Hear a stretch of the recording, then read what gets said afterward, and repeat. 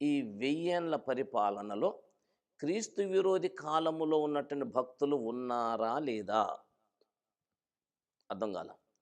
క్రీస్తు విరోధి పరిపాలన కాలంలో ఉన్నటువంటి భక్తులు ఈ మొదటి పునరుద్ధానంలో ఉన్నారా లేదా? ఉన్నారు. అంటే మొదటి పునరుద్ధానం ఎప్పుడు జరగాలి?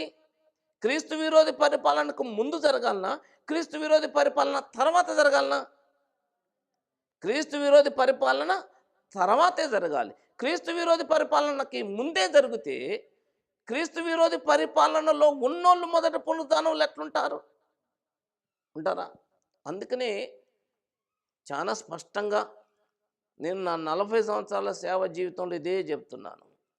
క్రీస్తు విరోధి పరిపాలన అయిపోయిన తర్వాతనే 7 సంవత్సరాల శ్రమల కాలం ముగిసిన తర్వాతనే దేవుని యొక్క సంఘం ఎత్తబడుతుంది. మొదటి పునరుద్ధానం జరుగుతుంది.